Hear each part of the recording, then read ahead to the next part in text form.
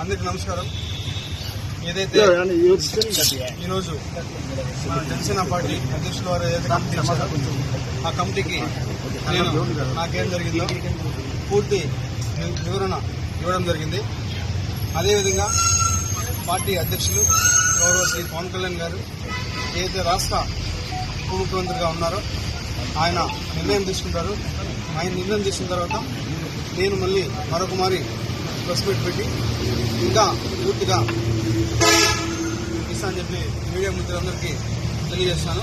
మరొకసారి మీ మీద ఒక కేసు నమోదని తెలిసింది సార్. దాని మీద ఇప్పుడు ఏదో కేసు నమోదు ఇప్పుడు కావచ్చు, ముందు కావచ్చు, ఇప్పుడు కావచ్చు, ఇంకా ముందు కావచ్చు, లేకపోతే ఇంకా రాబోయే గంటలు కావచ్చు, రోజులు కావచ్చు, ఎన్ని కేసులైనా ఎదుర్కోవడానికి నేనున్నాను. నేనే ఎదుర్కొంటా.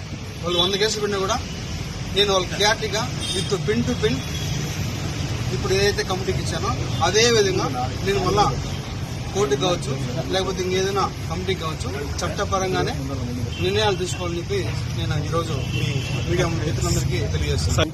నాకు ఎవరైతే ఆ వ్యక్తికి జరిగిందో పూర్తిగా ఇది వ్యక్తిగత విషయం.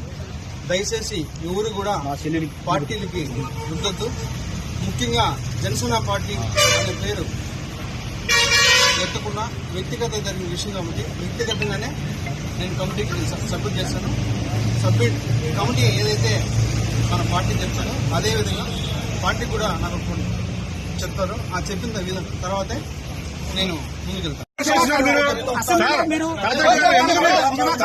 ఎందుకు కాంట్రవర్సీ చేస్తున్నారు మీరు ఎంత కాంట్రవర్సీ చేస్తున్నారు? ఆయన మళ్ళీ రెగ్యులర్ గా ఎప్పుడు చెప్పండి. ఎప్పుడైతే కమిటీ నుంచి పార్టీ నుంచి ఆదేశాలు వస్తాయో మరి అప్పుడే నేను ప్రజల్లోకి వస్తాను. సార్ మీ అసెంబ్లీ వీడియో నిజమా కాదా? అసెంబ్లీ వీడియో మీరు నిజమా కాదని మీరు చూశారు. దానికి కూడా నేను కమిటీకి ఒక క్లారిటీ ఇచ్చాను. ప్రూఫ్స్ కూడా సబ్మిట్ చేశాను. కమిటీ ఏదైతే డెసిషన్ తీసుకున్న తర్వాత మళ్ళీ నేను ఒకసారి ప్రెస్ మీట్ పెట్టి ప్రతి ఒక్క మీడియా మిత్రుడికి నేను విడమర్చి విత్ ప్రూఫ్స్ తో కూడా మళ్ళీ సబ్మిట్ చేస్తాను. ప్రెగ్నెన్సీ అయింది 60 రోజులు అంటున్నారు, నిజమా కాదా?